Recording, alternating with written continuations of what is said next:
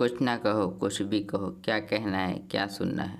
समय का ये पल थम सा गया है और इस पल में कोई नहीं है, बस एक मैं हूँ, बस एक तुम हो। રીકતા કાંદિવલી સ્ટેશન આવી ગયું. સૂઈ ગઈ કે શું? બીનાએ રીકતાને ઢંઢોળી. ગીતના શબ્દોમાં ખોવાઈને ભૂતકાળમાં સરી ગયેલી રીકતાએ ફટાફટ કાનમાંથી હેન્ડફ્રી દૂર કરી પર્સમાં મોબાઈલ સાથે શેરવી બીનાને બાય કહી ઝડપથી ઉતરવા માટે પોતાને ભીડને હવાલે કરી દીધી. ઓફિસ છૂટવાના સમય મુખ્ય સમયની આ ટ્રેન હોવાને શ્વાસ રૂધાય તેટલી ભીડ આ ટ્રેનમાં કાયમ રહેતી હતી. જોકે આજકાલ કરતાં 12 વર્ષ વીતી ગયા. સમય નદીના વહેણની જેમ સરકતો રહ્યો. 23મી વર્ષ નોકરીની શરૂઆત કરેલી રીકતા આજે 35ની આંબી ગઈ. લોકલ ટ્રેનની ગીર્દી હવે જીવનનો રોજિંદો ઘટનાક્રમ બની ગઈ હતી. ઘરે જઈને રીકતા સીધી પોતાના નાનકડા બેડરૂમ તરફ સરકી આવીને સીધી નાહવા જવાના તેને આદત હતી. તે દરમિયાન રીકતા નાનકડા હોલના પલંગ પર સૂતેલી લકવાગ્રસ્ત મા સામે જોવાનું ટાળતી, કારણ કે રીકતાના ઘરમાં પ્રવેશ સાથે જ તેમની આખો દિવસ એકલા હોવાના અકળામણ કોઈને કોઈ કટુ વચન સ્વરૂપે બહાર આવી જતું. ઓફિસનો થાક બેવડાય નહીં તે માટે રીકતા સંજોગપણે પહેલાં નાહી ધોઈને ફ્રેશ થઈ જતી.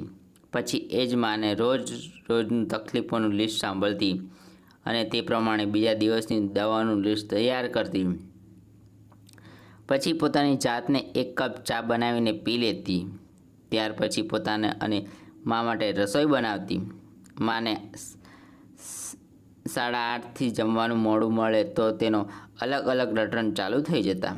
તેનાથી બચવા ગમે તેટલી થાકેલી રીકતા તેને સમયસર ગરમ જમાડતી દેતી. પછી દવા દૂધ બધો સિલસિલો રાત સુધી ચાલ્યા રાખતો. દિવસ આખો ઊંઘ ખેંચી માને મોડી રાત સુધી ઊંઘ ના આવતી, પણ રાતે આખા દિવસનો થાકેલી રીકતાને કિલોમીટર પૂરા થઈ જતા. તે પોતાના રૂમમાં સૂવા ચાલી જતી હતી. જોકે માની તબિયત સાચી કે ખોટે ખરાબ હોવાથી માના મનમાં આવી જાય તો રીકતાને અઠવાડિયામાં એકાદી રાતનો હોલનો સોફે વિતાવવી પડતી. રીકતા માટે હવે આ બધી પરિસ્થિતિઓ સ્વીકાર્ય બની ગઈ હતી. બંને મોટી બહેનો વાર તહેવારે વર્ષમાં એકાદ વાર આવી જતી હતી. બાકી પોતાના સંસારમાં ખુશ હતી, સુખી હતી. ભાઈ પરદેશ જઈને એ ભૂલી ગયો હતો કે એકલા હાથે પોતાના અવસાન પછી 7 સંતાનોને ઉછેરવામાં હજુ જીવે છે અને સૌથી નાની બહેનનો ઘર સંસાર 35ની વયે પણ શરૂ થયો નથી. સૌની પોતાની અલાયતી દુનિયા હતી. કોઈના કોઈ માટે ફુરસદ જ ન હતી. બંને બહેનોને પણ કદી એ કહેવાની હિંમત નહીં હતી કે રીકતા તું લગ્ન કરી લે, કારણ કે લગ્ન પછી માની સંભાળનો પ્રશ્ન આવે જે 3 બહેનો વચ્ચે વહેંચવાની વાત આવે અને આ જવાબદારી મુંબઈ જેવા મહાનગરમાં નાનકડા ફ્લેટમાં પરિવાર સાથે રહેતી બહેનો નિભાવી શકે તેમ ન હતી. તેથી રીકતાએ પોતે વગર કહીએ આ જવાબદારી નિભાવવાને માથે લઈ લીધી હતી. સમય સાથે જિંદગીના સાથે સમાધાન કરવાનું રીકતા શીખી ગઈ હતી. શનિવારે રીકતા માટે થોડી રાહત લાગતો, કારણ કે રવિવારે ઓફિસે રજા હોવાથી તે થોડો આરામ કરી શકતી હતી. આજે પણ શનિવાર હોવાથી તે કાયમ માના કબજામાં રહેલું ટીવીનું રિમોટ હાથમાં લઈ આમ તેમ અકારણ ચેનલો બદલતી હતી. અચાનક ટ્રેનમાં પોતાના મોબાઈલમાંથી રોજ જે ગીત સાંભળવાનું પસંદ કરતી તે જ ગીતના શબ્દો દ્રશ્યાંકન સહિત નજરે પડતા. કુછ ના કહો, સમય કા યે પલ થમ સા ગયા હૈ. ચેનલો બદલી નાખી રિમોટનો કબજો ફરી માની આપી દીધો. તેનું ડાયપર બદલાવી તે પોતાના રૂમમાં સૂવા માટે જતી હતી. આજે રહીને તેને સતુપ્ત બહુ યાદ આવી રહ્યો હતો. રીકતા, તારે કંઈ કરવાની જરૂર નથી. તું ફક્ત કોઈ ફિલ્મનું શૂટિંગ ચાલતું હોય ને ત્યાં જઈને ઊભી રહે. પેલો હીરો, ડાયરેક્ટર બધા જ હિરોઈનને ભૂલી જશે, તારી પાસે આવી જશે. સંતુપ ખડખડાટ હસી પડતો અને રીકતા બનાવટી ગુસ્સો કરી સંતુપને મારવા દોડતી. જ્યારે બીચ પર રીકતા દોડીને થાકી જતી ત્યારે સંતુપ્ત ઇરાદાપૂર્વક પોતે થાકવાનો ઢોંગ કરી બેસી જતો અને રીક્તા તેની પીઠ પર મુક્કાનો વરસાદ કરી દેતી. પછી સંતુપ્ત ગાતો, કુછ ના કહો, કુછ ભી ના કહો, સમય કા યે પલ, બસ એક મેં હું, બસ એક તુમ હો. રીક્તા સંતુપ્તની બાહોમાં સમાઈ જતી ત્યારે સૂર્ય પણ જાણે શરમાઈને અસ્ત થઈ જતો. 2 વર્ષ સુધી કોલેજ કાલના એ સુવર્ણ દિવસોનો સમયગાળો મુઠ્ઠીની રીતની જેમ સરકી ગયો. અચાનક સંતુપ્ત કોલેજમાં દેખાતો બંધ થઈ ગયો. શરૂઆતમાં કશું થયું હશેની અનેકવિધ અટકળો જ બાંધતી રીક્તાએ ઉદાસીના દિવસો જેમ તેમ કરીને પસાર કરી દીધા. પણ પછી એ ઉદાસી જીવનમાં કાયમ ઘર કરી ગઈ. કોલેજમાંથી સંતુપ્ત તેનું લિવિંગ સર્ટિફિકેટ લેવા કે પરીક્ષા દેવા પણ ન ડોકાયો.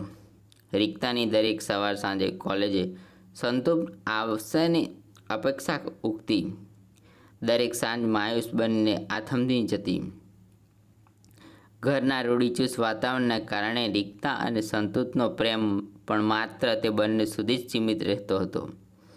તેથી કોલેજમાં ક્યાંક કોઈનું કશું પૂછવાની પણ રીક્તાની હિંમત ન હતી. અંદરની વાતચીત પરથી ફક્ત એટલું જાણી શકાયું કે સંતુપ્ત કદાચ હંમેશા માટે ભારત છોડીને તેના કોઈ સગા સાથે પરદેશ ચાલ્યો ગયો છે. રીક્તાના કાને આ વાત પડી ત્યારે તેના કાનમાં કોઈ ધકધકતું શીશું રેડ્યું હોય તેવી વેદના થઈ. પછી એ વેદનાને જિંદગીની સચ્ચાઈ માની લીધી. અચાનક માને પેરાલિસિસનો એટેક આવ્યો. બંને બહેનોના ત્યારે લગ્ન થઈ ચૂક્યા હતા. ભાઈની પરદેશ જવાની લોન પણ મકાન ગીરવે મૂકીને પાસ કરાવી દીધી હતી, જેને છોડવાનો હપ્તો રીક્તાએ વર્ષો સુધી ભર્યો. આખો એક દાયકાનો સમય રીક્તાએ પથારીવશ માને સાચવતા, જોબ કરતા અને ઘર સંભાળતા પસાર કરી નાખ્યો. ક્યારેક તેને સંતુપ્ત સાંભળી આવતો, પરંતુ ઓફિસમાં પોતાના સૌંદર્યને કારણે તાકી રહેતી અનેક નજરો કે ટ્રેનમાં કાયમી આવવા જવાના કારણે સ્ટેશન પર અથડાતી નજરોમાં રીક્તાને કદી સંતુપ્ત નજરે ન ચડ્યો. તેણે આજીવન એકલા રહેવાનું જ નક્કી કરી લીધું હતું. તેણે મોબાઈલમાં તારીખ જોઈ 16 ઓક્ટોબર. પછી તેને યાદ આવ્યું કે આ દિવસે તેને સંતુપ્તની કોલેજમાં પહેલા દિવસનો પ્રથમ સત્ર પછી પહેલી જ મુલાકાત નવરાત્રિના એક કાર્યક્રમ દરમિયાન થઈ હતી. ગરબા લેતી રીક્તા પર સંતુપ્ત અને ગીતો ગાતા સંતુપ્ત પર રીક્તાને પહેલી નજરનો પ્રેમ થયેલો. કદાચ એ જ આજે તેને આમ સંતુપ્તને ખૂબ યાદ આવતો હતો. એટલામાં ડોરબેલ વાગી. હાથમાં રીક્તાનો પ્રિય ગુલાબનો બુકે, સોરીનું કાર્ડ અને એક પત્ર આપી એક છોકરો જતો રહ્યો. રીક્તાએ અંદર આવી તે પત્રને ગળી ખોલી. તે સંતુપ્તનો પત્ર હતો. મામા સાથે લંડન જવાનું કારણ તફલીકો, અચાનક મામાનું ખૂન થવું, પોતાને સપડાવવું, 10 વર્ષ નિર્દોષ સાબિત થવું, જેલમાંથી છૂટી સીધું રીક્તાને મળવા ભારત આવવું સુધીના સફરનો સમય લખી દીધો હતો. શબ્દમાં ટપકતી સંતુપ્તની પીડા રીક્તાને અડી ગઈ. તેને તેમાં લખેલા નંબર પર ચોધાર આંખે કોલ કર્યો. ઉતાવળમાં ખુલ્લા રાખી દીધેલા તેના ઘરના દરવાજે જ રીંગ વાગી. કુછ ના કહો, કુછ ભી ના કહો, સમય કા યે પલ થમસા ગયા હૈ.